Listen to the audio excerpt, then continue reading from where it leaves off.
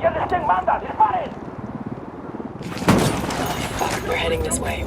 Oh my god, dude. I just landed the parachute on the roof and made the sniper. That was so dope. Are you gonna drive that? Yes. Oh, I'm getting lit up from the inside though. Don't worry, here comes the cavalry. Yeah!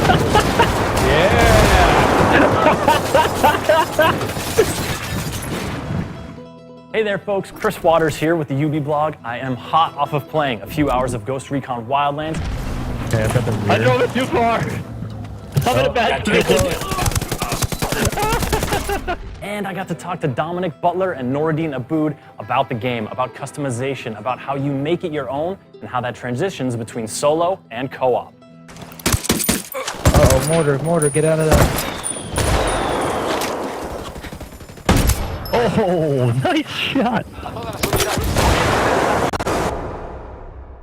We started off with one of the things that I've been really looking forward to getting my hands on, which is character customization. Yeah. Right from the get-go, you get to make your ghost. That's it. We want to make sure the player has the total freedom of choice to express themselves whatever way they want. That starts from the very beginning of the game with the creation of your ghost. You choose the gender, the ethnicity, the hair, the gear they're wearing. But it also extends then to the loadout, the type of ghost you want to be, what kind of weapons and tools you want to bring into the battlefield, and really kind of make it your own. So when you're playing, let's say, 4-player co-op, everybody has access to the whole range of the customization.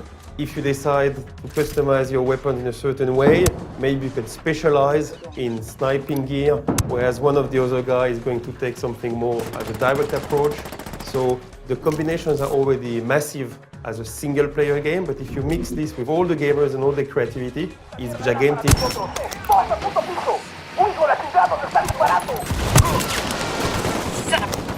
Crap. On the container.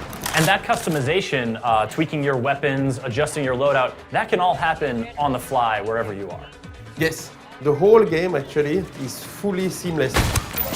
You have access to 2 main weapons, and then you can play in terms of also what you found on the spot, but there's not a concept of going back to a specific base. One of the other ways you customize your ghost is through skill points, and those are, again, something you can, find intel to sort of locate around the map, but then you sort of spec your ghost towards the kind of things that you find yourself using or that you might want to try to use. That's it. That's exactly it. We've kind of separated the skill upgrades into different, it's not classes, but it's more play styles to suit the way you want to play. So if you find you're someone who's using the drone regularly, doing recon, maybe you want to add thermal vision or night vision, you want to add maybe an explosive payload to it, or an EMP pulse that's going to disable vehicles and knock out lights in a camp and allowing you for that kind of stealth approach.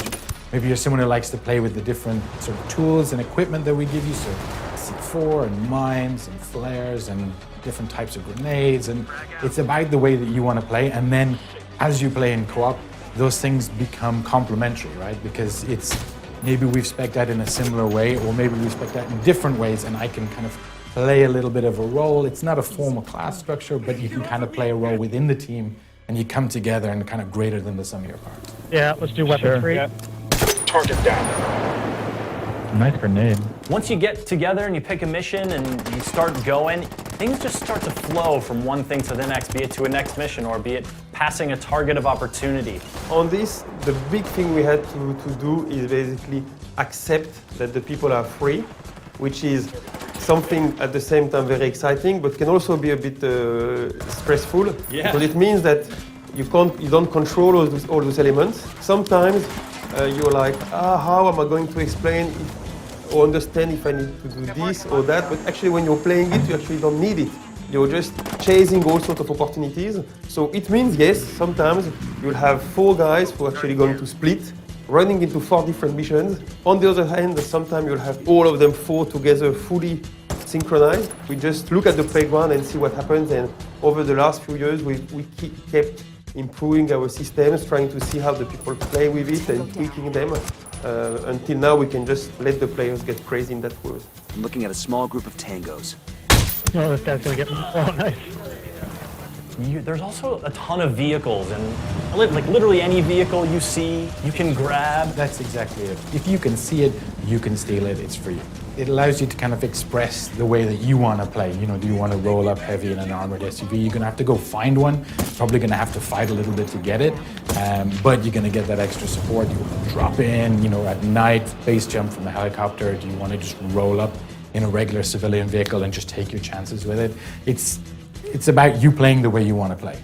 As a player, if you look at this game, you're not going to say, oh, that's the jungle game, or that's the mountain game. Because in fact, Bolivia is very varied, is very rich, and where it's interesting, it's in terms of gameplay situations. Because for instance, just simple things like line of sight, you're not going to play the same way if you're in the salt flats, where you can clearly see anything that moves, as opposed to playing more in the jungle or more in the mountains. So what is interesting here is that it's visually exciting, but also in terms of gameplay, it opens a wide array of situations. Fuck, we're heading this way. Oh my god, dude. Fucking sniper. I just landed the parachute on the roof and man, the sniper, that was so dope. Oh, I'm getting lit up from the inside though. Don't worry, here comes the cavalry.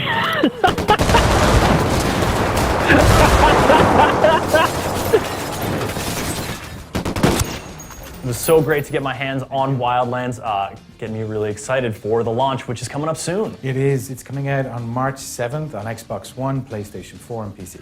Look for it then, folks.